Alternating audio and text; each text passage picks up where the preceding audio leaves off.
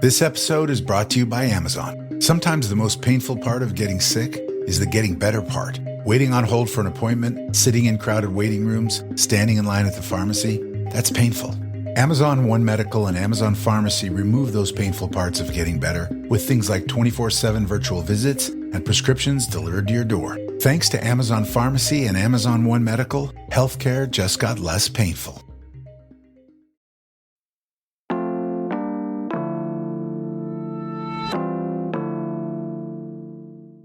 Today on CityCast Pittsburgh. If you've read the news lately, it sort of feels like downtown keeps winning the lottery. $3.4 million for the Fountain, $30 million for Market Square, both folded into $600 million for a decade's worth of revitalization and transformation in pockets all over the neighborhood. But the upgrades feel a little less obvious along Smithfield Street. That 10-block stretch used to be so fancy. People would dress up to shop and be seen there. But that reputation, that is from generations ago.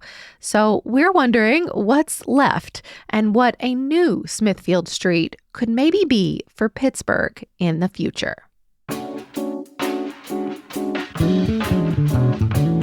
It's Wednesday, January 8th. I'm Megan Harris, and here's what Pittsburgh's talking about.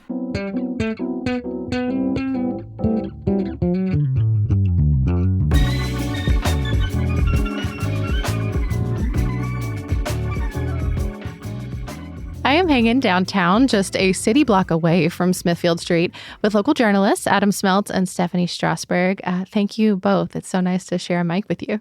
Thank you so much for having us. So great to be here. So y'all just co-reported this great story for Public Source and Pittsburgh Magazine. And Stephanie, I know you've been reporting on the area and our unhoused community for quite a while, but I want to back up just a little and start with Pittsburgh's favorite question. What used to be on Smithfield Street? Like, how would our older friends and neighbors remember this spot in town? Oh, gosh. It's almost like what wasn't on Smithfield Street. Really? If you go back, well, actually, the heart of Smithfield Street as a retail destination goes the whole way back to the late 1800s. That's when Kaufman's first set up shop at Smithfield and Fifth. Yeah, the Kaufman's clock that we're all familiar with, even though the store itself is not there anymore. Yes, the iconic Kaufman's clock actually it's been in a few different iterations, but the one that's there now is certainly the one that we all know and love. It was just about a decade or so after the Civil War that Kaufman set up shop on that spot. Going into the early 1900s, some other department stores started taking shape. There was a place called Frank and Cedar right across Smithfield, which was also a large multi-floor department store. It stuck around until the late 1950s. There was Gimbel's at 6th and Smithfield, which actually started out as Kaufman and Bear, started by a few members of the Kaufman's family. There was a Woolworth's that's also across the street. It's at 6th and Smithfield, across from Gimbel's. There was a Saks Fifth Avenue at Oliver and Smithfield that closed. Oh gosh, I want to say around 10 years ago, or a little bit better than a decade ago now. Yeah. There was a Lord and Taylor in the old Mellon Bank building at 5th and Smithfield that was around for 4 years or so. So it was really, really a huge destination hub for the better part of a century for downtown Pittsburgh. Yeah, it's so funny you say the names of all these places, but like none of them are here anymore, with the exception of Saks, of course. Like I know that name, it's still around. You can order online or like go up to the North Hills, but like none of that's there now. Like what happened that brought us from this huge destination spot to what the street looks like today? So we talk so much about what's happening with e-commerce, people moving away from brick and mortar shopping, but retail has really seen so many waves of transition, and downtown has been at the heart of a lot of those going. I mean, we can go the whole way back to right after World War II. There was this national pattern, of course, suburbanization, but a lot of that meant that people were moving their shopping habits into the suburbs and away from downtowns too. That's so funny. That is not a pattern of shopping transition that I hear anybody talking about post-World War II. Yeah, absolutely. Gimbel's hung on until the late 1980s at 6th and Smithfield. Some of the patterns that we've seen, like the closure of Lord and Taylor and Saks, these were companies that were having larger corporate issues in terms of revenue and people's shopping patterns. So it wasn't Pittsburgh's fault? It was not Pittsburgh's fault, but of course the collapse of industry, the collapse of steel, that was felt, economically across the region certainly didn't help matters either. Yeah. So what does the street look like today? Like for, maybe some of our listeners who don't have the occasion to be downtown a whole lot, or when they are, maybe they're not on that street. That's part of what we're talking about today, is that it's not the corridor that it once was. How might it strike people? Like what would they see? Well, they're going to see a lot of vacancies. We did a count back in November as we were reporting the story, and we counted around a dozen street-level vacancies on the roughly 10-block stretch that is Smithfield Street. 2 of those vacancies were each a block long. The old Frankensteiner department store across from what was Kaufman's, and classic Pittsburgh. And the kind of the backside of One Oxford Center near 3rd the whole block was vacant. So a lot of empty space, but there also there are some bright spots. There's a new incubator for Black businesses at the Boulevard of the Allies in Smithfield, the old Pitt building, which is now Greenwood Smithfield, known as Greenwood Smithfield. There's a real variety of different retail stores, a lot of different office spaces. We were talking the other day about how still Smithfield Street is kind of the closest to a main street that downtown Pittsburgh has, or anywhere in Pittsburgh has. Anything you're going to find in Pittsburgh, from offices to the arts to parking to religion, there's a little bit of it somewhere on Smithfield Street. Yeah, Stephanie? This is one of the only spots in the city where we are all coming together from all different neighborhoods, our many segmented neighborhoods, all different walks of life. It's kind of amazing that the people that come to Pittsburgh for the first time, like our refugees and stuff, they're going to land on Smithfield. They're going to end up at that one Smithfield Street building.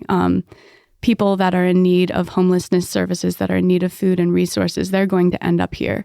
People that are coming in to make huge business deals from out of town are going to come and stay at some of those fancy hotels. I mean, at the Omni, we've had presidents stay and walk through that space. So it really is a mixture of all different types of people. And it's all us regular Joes going to the library and getting our license renewed at the PennDOT spot. Right. I mean, yeah, it's all of us. It's all of us. I have never heard anybody talk about Smithfield in those terms, but I think it's an interesting way to look at it. Do you feel like the people that are living or working in this area think about Smithfield in that way? Not in the way that they used to. Yeah. Because a lot of what drew people to do different things on Smithfield were those retail hubs, those department stores would bring people onto Smithfield, and then they would end up staying for a while, maybe grabbing a bite on Smithfield. We've seen over the years that a lot of those businesses that sort of thrived, the smaller businesses that thrived off of the traffic of the large department stores, have dwindled too. Smithfield Cafe down toward Liberty Avenue was a destination for a long time. It went away a little bit better than a decade ago. So these changes, these patterns on Smithfield Street go back quite a way. Yeah. I mean, what are you hearing from folks that they would like to see changed? Maybe the opportunities, the challenges, that kind of thing. Yeah, the Downtown Pittsburgh Partnership has put a lot of money and energy into literally cleaning the streets. I heard about that, like literally physically just like tidying and washing up the sidewalks from time to time. Yeah. They've amplified how much money, how much labor they're putting into that work on a day-to-day basis. And people have really noticed and appreciated that. They'd like to see more of it. There is a sense that Smithfield is still kind of a little grody in places. Not to use a too scientific term. I mean, there's still a lot of pigeons, there's only so much we can do about that sort of thing. I mean, I love a pigeon. Speak for yourself. There are some lovely pigeon flocks on Smithfield Street. There's a bit of garbage. There's also a sense that perhaps the city could make parking easier. That's a gripe we've heard from business operators, that a couple of things. Parking is expensive in the garages, and on the street, the city enforcement can be a bit aggressive for people's tastes. Mm-hmm. Especially like if it's like a bus lane or one of the streets, which I believe Smithfield is, or at least includes, like the portions where you have to be off of the street by 4 p.m. or you get towed immediately. Mm-hmm. There's a lot of bus activity on Smithfield. And in fact, some of the Port Authority, Pittsburgh Regional Transit. There you go. Thank you. Stops on Smithfield are some of the busiest, most used in the whole PRT system. But there's also a hope for more business activity, more small businesses setting up shop downtown, specifically on Smithfield Street. We heard a lot of desire for more retail and also just sort of niceties on Smithfield Street, plantings, lighting. More hanging baskets, twinkle lights, that kind of thing. Things to make people feel like there's activity, like there's some life on the street. I mean, Market Square's getting it. Grant Street has a ton of that. Like, why can't we have it in places like Smithfield? Or do we? And people maybe just aren't there to notice it as much.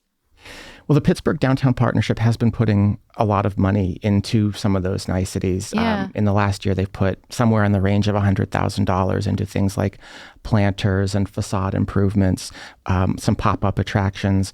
So a lot of the effort is getting people to notice those things, to know that those attractions are there. And part of the plan to come is to involve artists in designing better lighting for parts of the Smithfield Street corridor that would almost make it like a visual destination and give it its own little stamp of sorts.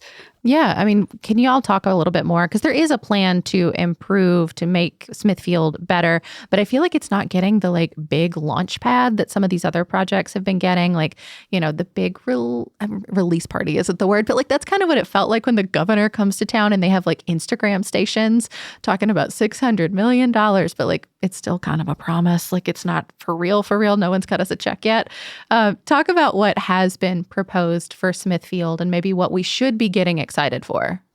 So the reason Smithfield wasn't such a big part of that announcement back in October about the $600 million investment strategy in downtown is that there already is a bunch of public money lined up for Smithfield, but it's been there. It's been in the pipeline for a long time, so it really wasn't. Well, like, why not talk about it? Like, it's more to get excited about, maybe? I don't know. Keep talking. Okay. So this actually is really interesting. This project goes back years. It was initially just a city infrastructure project. I don't want to say just a city infrastructure project, but it was kind of We love a city infrastructure project over here. Oh, good. I'm glad you do. It was just kind of a bare bones concept. The old trolley tracks are still in the pavement on Smithfield Street. So the city wanted to get those out, kind of improve the basic infrastructure of the street. But then over time, the city began talking with the Downtown Partnership, and they expanded the scope of the project and decided to make it kind of more holistic, to make it not just about the nuts and bolts of the technical operation of the street, but to add a little bit more those niceties we were talking about, to encourage business development, to encourage more restaurants and retail and condos and just generally more foot traffic. Work should be starting early in 2026, will last about 18 months. They're going to be widening sidewalks, adding some better lighting, adding some plantings. I think there's some public art that's kind of in the bigger picture concept that planners are talking about. And there will be new bus shelters. This work covers just kind of the 3 blocks in the center of Smithfield Street, kind of in the area of the old Kaufman's building where Target is now. And long term, the hope is to do similar work moving towards the Smithfield Street bridge side of Smithfield, and then ultimately the last chunk down toward Liberty Avenue. Yeah. I mean, Steph, is there anything that you have seen, among these plans that you've maybe heard people talk about? Because I know you do quite a bit of reporting just like physically in this area of town. Yeah, I think anybody who has listened to this show knows that we are in deep need of affordable housing here in Pittsburgh. And so while Smithfield Street has had a bunch of the fancier condos and lofts and things like that come in, there are plans in that $600 million that Shapiro came here and announced to transform one of the buildings across from one Smithfield, so all the way down by the Smithfield Street Bridge side, to include, I think it was 39 units of affordable housing out of something like 46 units. And there'll be some office space in there that gets revamped and stuff too. So anything affordable housing, gets me excited. And of course, lights. Yeah, all for it. I've spent a lot of time on Smithfield Street at night, and I am always kind of surprised how dark certain corridors can be. So when the PDP said that they were starting to look into, building these partnerships with artists to build in some kind of installation-y style lighting, I thought, that's just one of those things that makes everybody feel safer, while at the same time it can bring a little magic.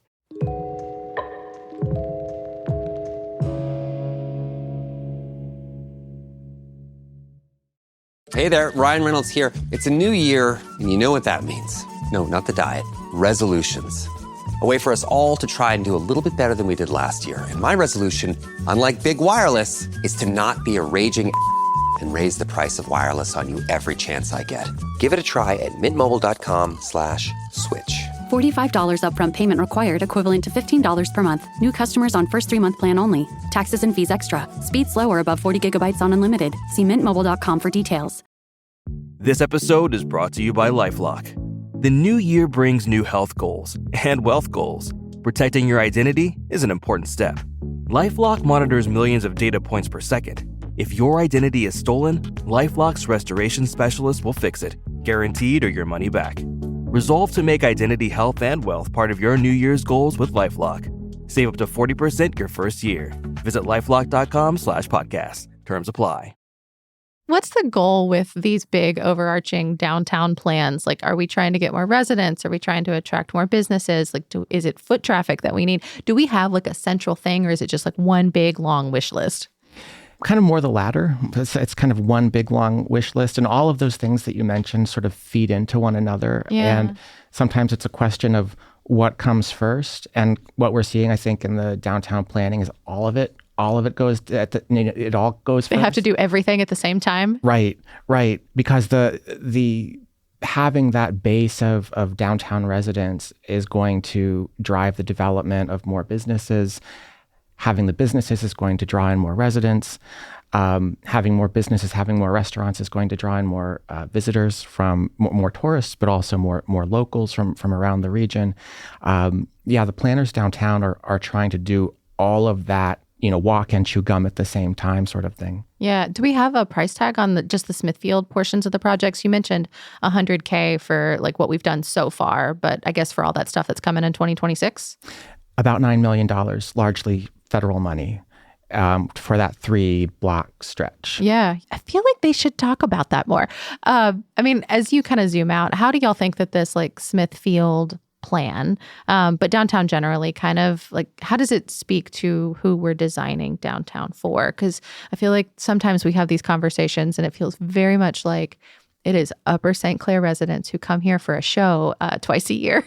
Sometimes it's for them. And sometimes it's for folks that live and work in this neighborhood. Like, who is downtown for right now?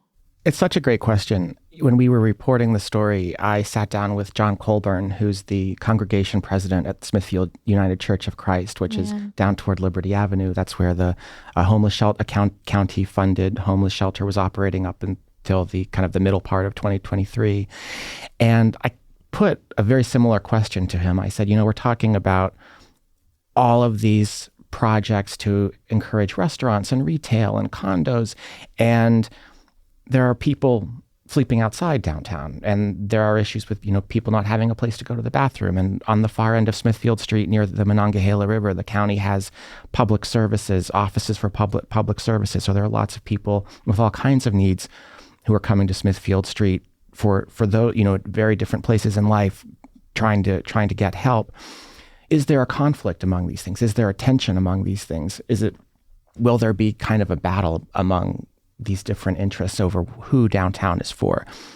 And John Colburn had a really, I thought, kind of a poignant take. He said it doesn't have to be a tension. It doesn't have to be a conflict. As downtown is developing more housing, for instance, there's so much space and so much opportunity, given how much square footage there is downtown that needs to be repurposed right now. Because you have all this office space. A lot of it is vacant. A lot of it is older and needs to be rehabilitated anyway. Some of it could become residential, although, of course, there is challenges with developing that and where the profit comes from and making sure that it is, in fact, worth it for developers. Yeah. And in particular, residential for workforce housing, for affordable housing at affordable rates. So I think that's a conversation that we're going to be hearing more of as plans take shape for downtown. That very question of who is it for? Is there space for people of all different income brackets to make a life, to make a community downtown? Yeah, and Stephanie, how does that, I guess, that dichotomy there strike you? Because, it seems like a lot of what I see downtown is you'll see, a community start to build up their tents and, community service workers are there, and then there'll be an editorial or something in the Post-Gazette, and suddenly it's cleared out within 2 days. And this cycle just seems to be happening over and over and over again. Yeah, I think in terms of encampment clearing, it's tricky because I know Trump just said the other day that one of his priorities was working with states to ban urban camping at large. So I don't know what that's going to mean for Pittsburgh or Pennsylvania.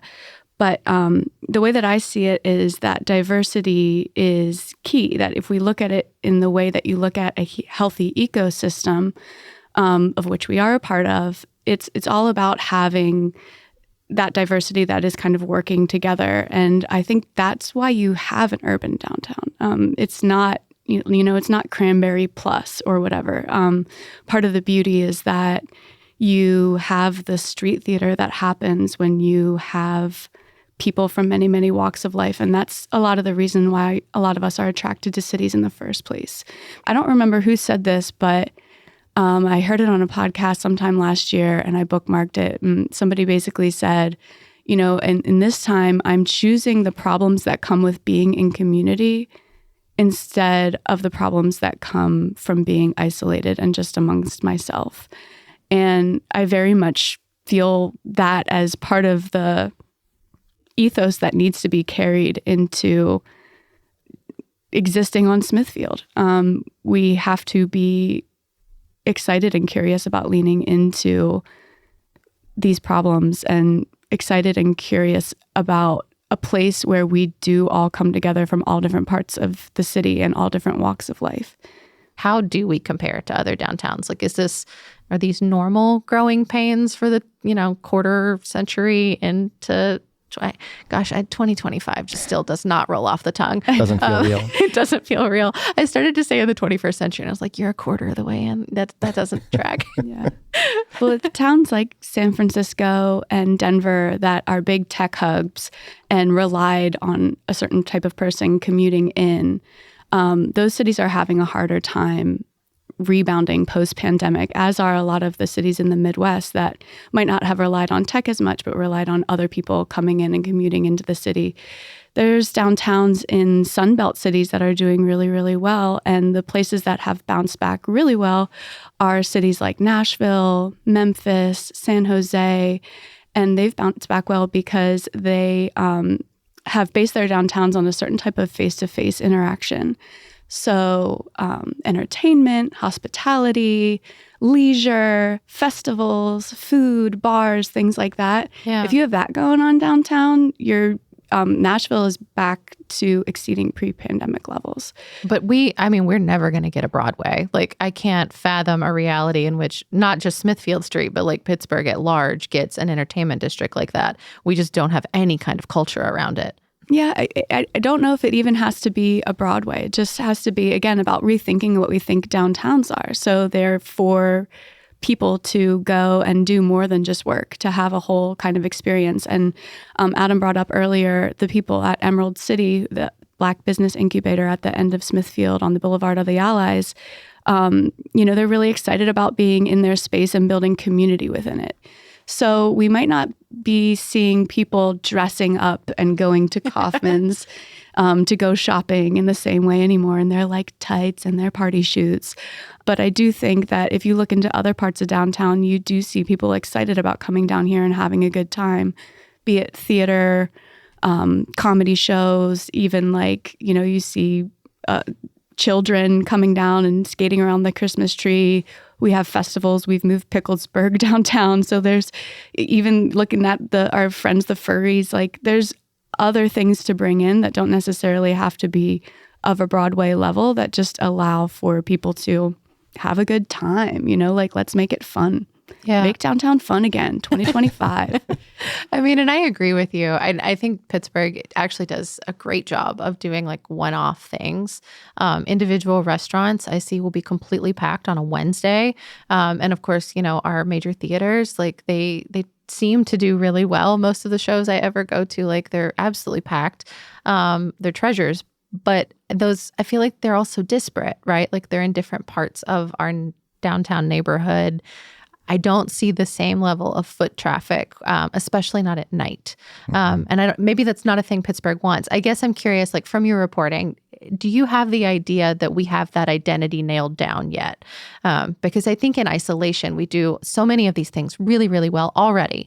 And if these neighborhood projects really take off, if someone funds them, if we get that whole 600 million plus, like that's incredible.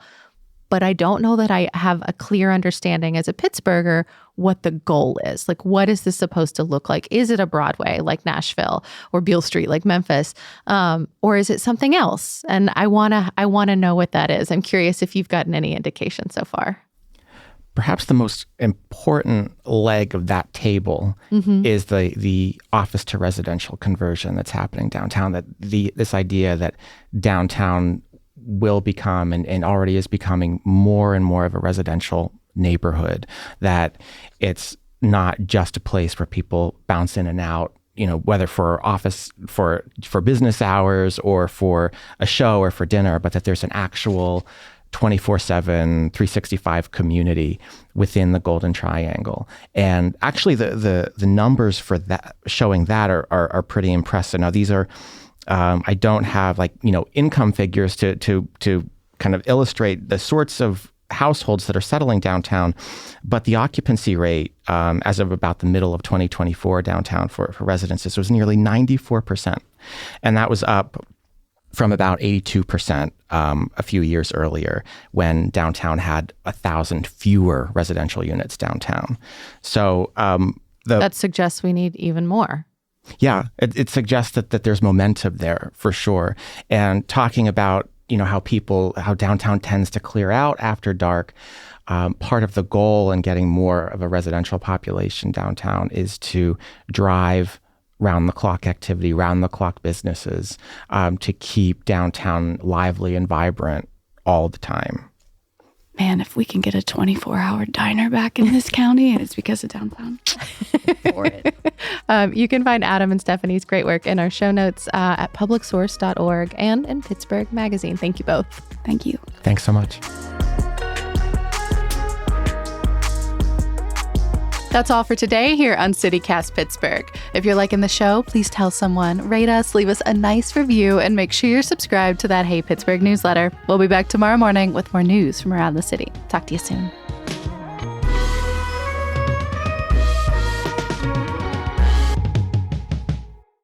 Adam, you've been reporting on Pittsburgh potties and the like for some years now. So One of my favorite subjects.